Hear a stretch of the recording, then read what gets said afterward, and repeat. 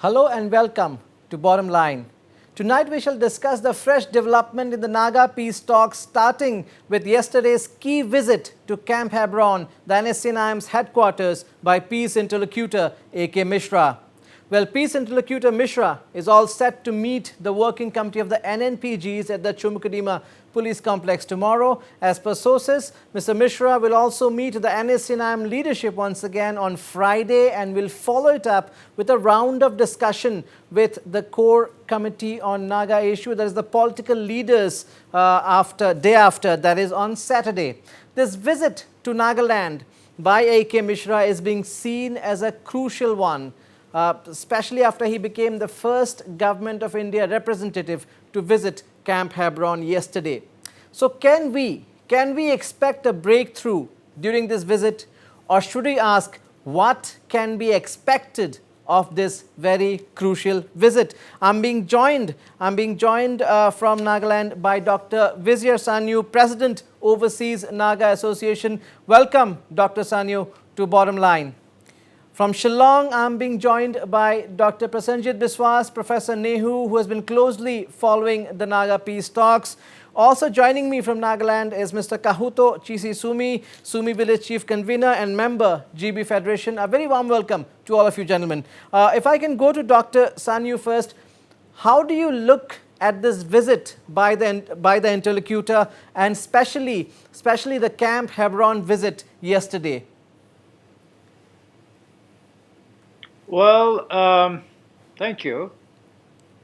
Let me put it this way. The most important thing here is to build trust and confidence. In any peace process, that is the essential ingredients for the process to work.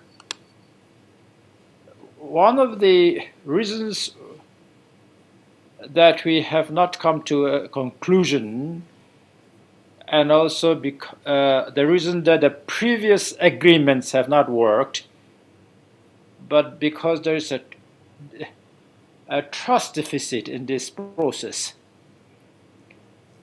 If the government of India or India can surprise the Nagas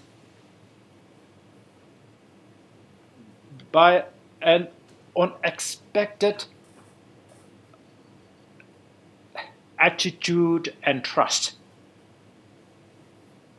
things will change.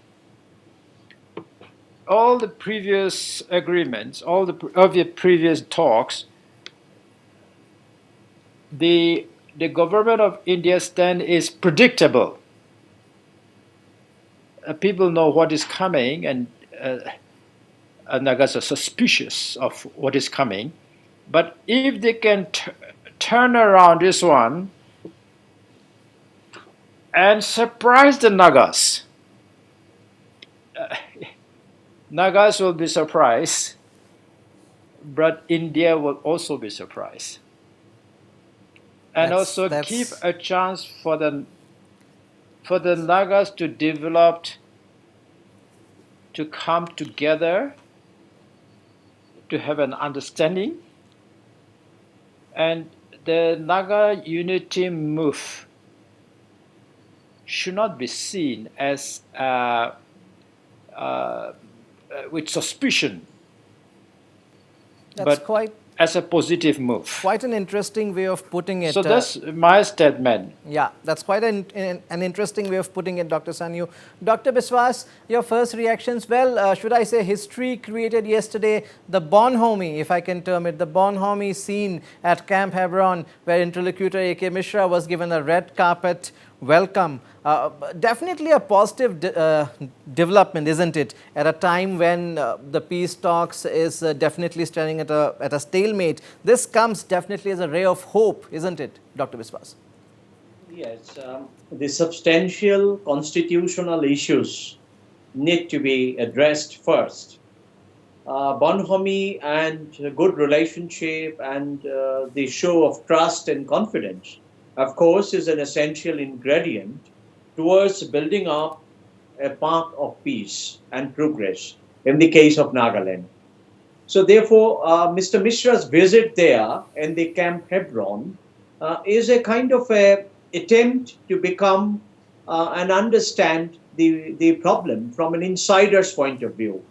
And that's where Mr. Mishra has made a major breakthrough, and it augurs well for the entire trajectory of Naga peace talks. And I believe the peace talks are still to be continued, and therefore there must be more internal connections, more back-channel dialogues, and a greater show of solidarity with the Naga cause, and also bringing out a proper constitutional perspective. Now, this can be achieved if the relationship is warm and if there is a great personal equation also between leaders of Naga movements and the government interlocutor. Now, one thing that always create a kind of bad weather or a foul situation is a kind of a internecine attack from one group to the other. Recently, also, we have seen with this going of Mr. Mishra to Camp Hebron, certain other groups are not very happy. Now, various groups have to come out of their own limited sectarian perspective and have to really look at the Naga issue at the broader historical canvas and have to jointly strive for a constitutional way out, for which a more intense dialogue, a more intense point-to-point understanding, arguments, counter-arguments need to be mapped out in a manner that it leads to a solution instead of creating more complications. So I think Mr. Mishra's visit is a welcome first step towards that. Mr. Kahuto Sumi, well, I'll not ask you about the Camp Hebron part, but how do you look at this visit by the interlocutor AK Mishra? How crucial do you think it is?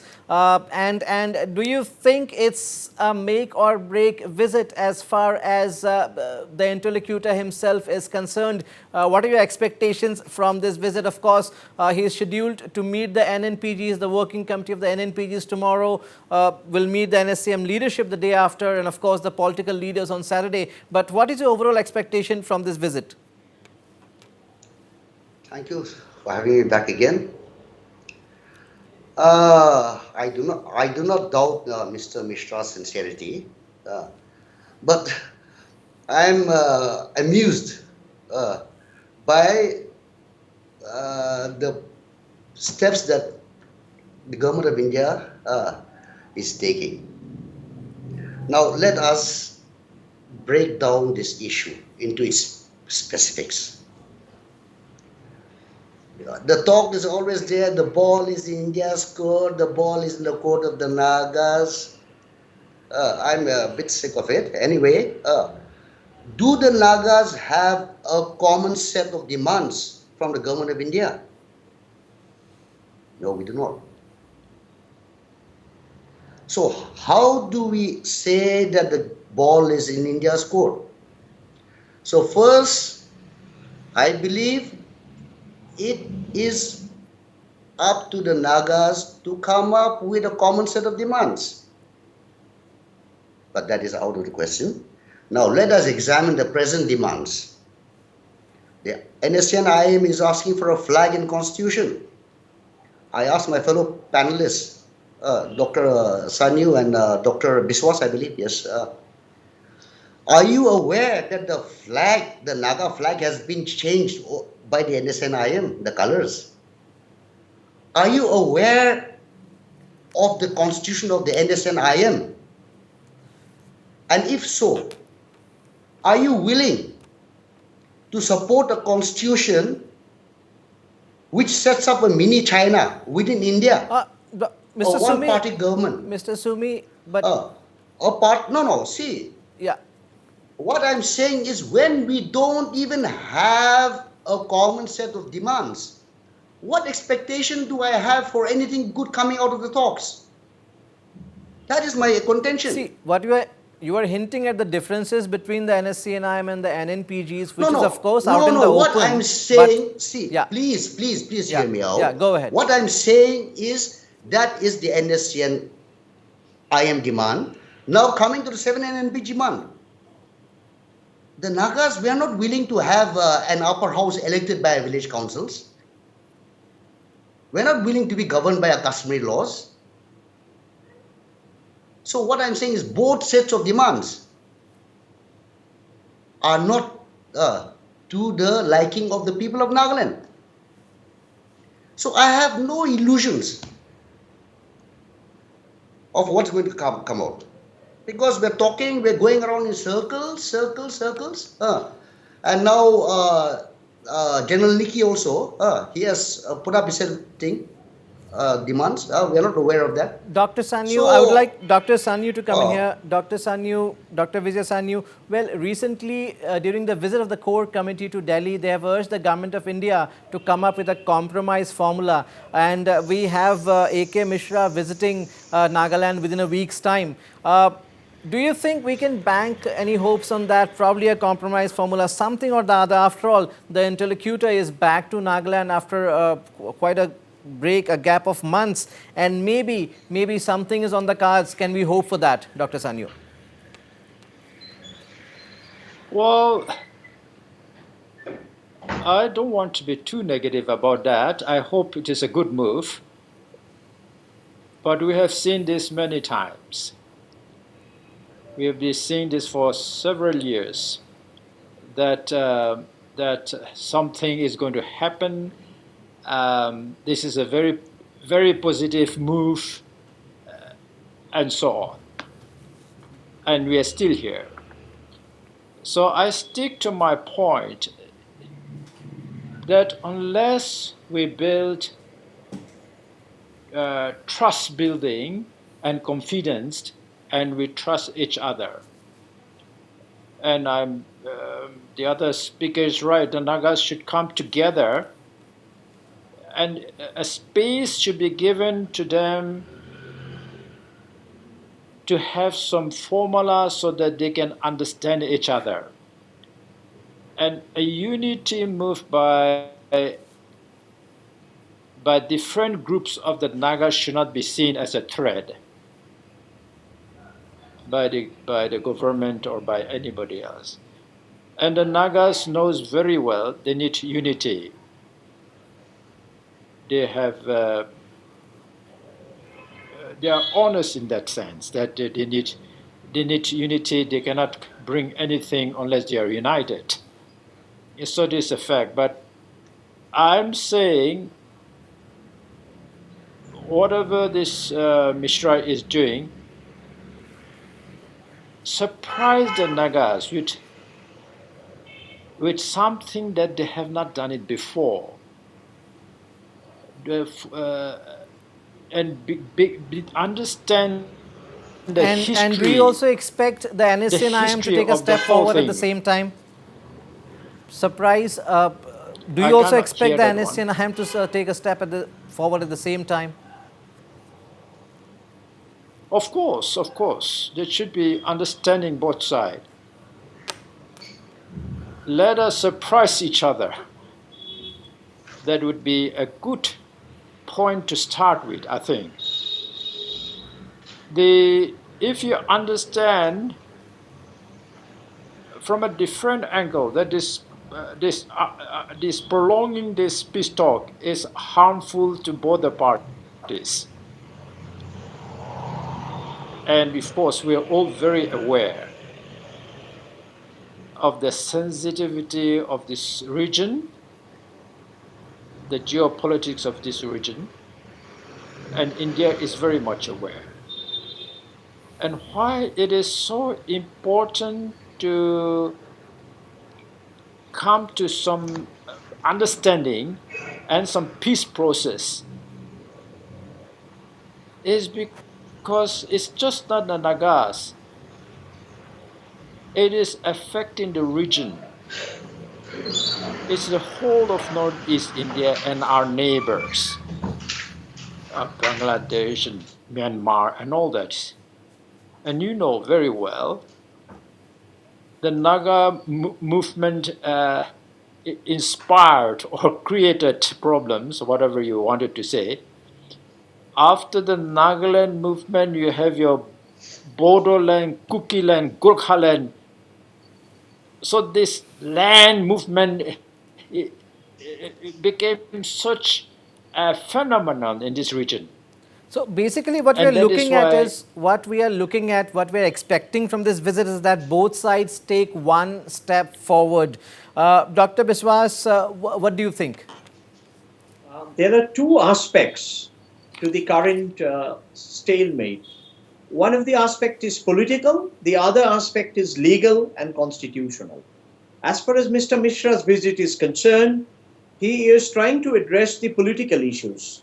But as Mr. Sanio has also pointed out, and the other Mr. Sumi had pointed out, there is this question of territorial unification of Nagas under a common territory. Now, this is the most intricate and the tricky issue as a political issue. So this issue requires a threadbare discussion. It has to be taken to various Naga units, various Naga tribes, various Naga villages and territories, and also Naga public opinion and multiplicity of Naga public opinion are to be brought on the table so that NSCN-IM's demand, which is well defined, and multiplicity of other opinions which are also available, are all to be brought together so that NSCN-IM gets a kind of an opportunity to clarify its stand on all these matters, and then the discussion can prolong a while on the political issue.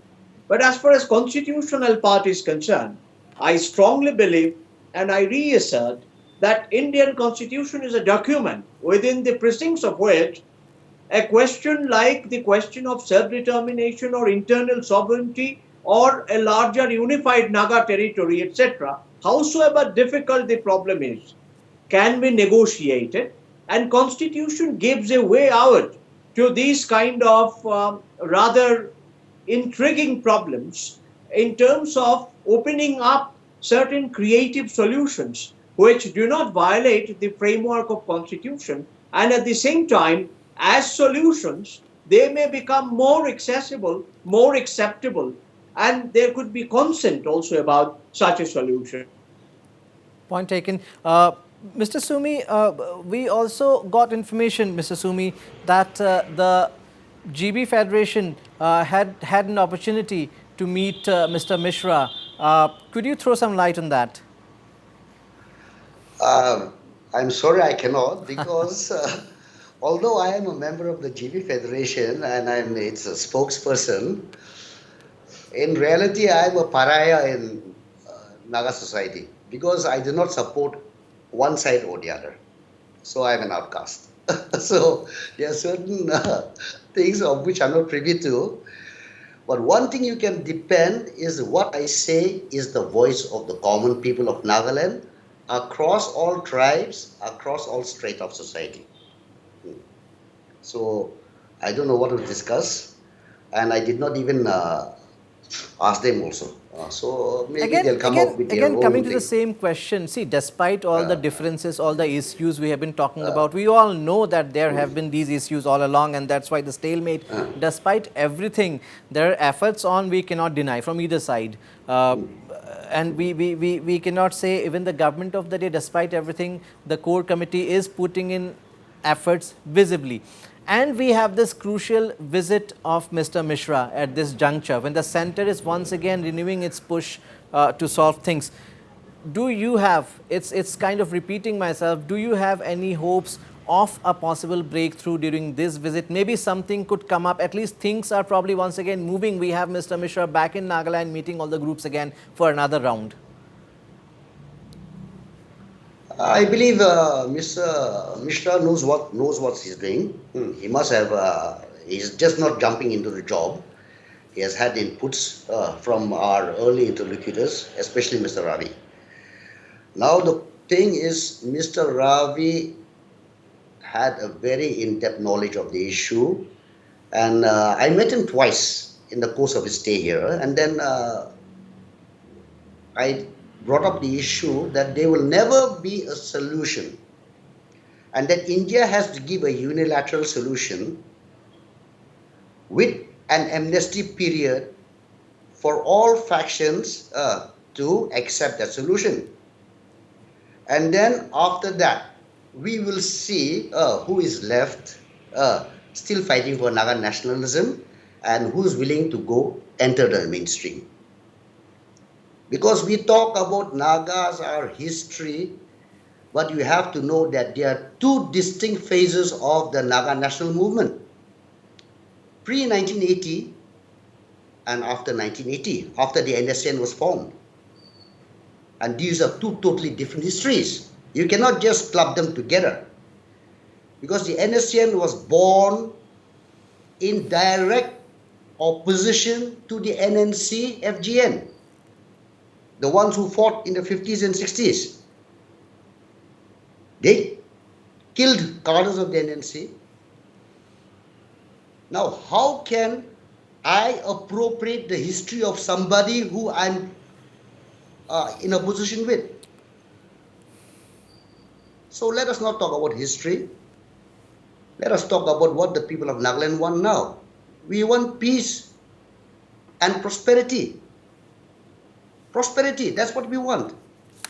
India is pouring hundreds of thousands of crores into Nagaland, which is not reaching the people. And these people are the cannon fodder for the nationalists. Because they've got nothing to lose. Well, these allegations have been doing round. I'm running out of time. Dr. Sanyu, last words from you. Despite everything, can we hope, can we hope for a miracle soon? Well, we can hope, but this much I can say. Whatever agreement comes, it is not going to be magic. Nagas have to face a lot of realities among themselves. We have become a corrupt people. Our history has become a sad story. And whatever agreement comes, that is not going to solve the problem immediately. The same people are going to run the government, whoever comes. And that is the sad reality of our history. But at the same time, we can only hope that things will change. Otherwise, the whole purpose is messed up. In the beginning, Naga movement started with arms, because when the army came to burn the village 60 years ago, 65 years ago, they took up arms to defend themselves. But armed struggle has an expiry date. It's just like food. If you take a food that is expired, it will kill you. And this violence and armed struggle is expired. Absolutely. And it has reached a stage where they're killing each other. That's that much more the reason for the solution soon. I've completely run out of time, gentlemen. Thank you so much for your valuable inputs. Thank you so much, Dr. Biswas. Thank you so much, Dr. Vijay Sanyu. Thank you, Mr. Kahuto Chizi Sumi, for joining me on Bottom Line.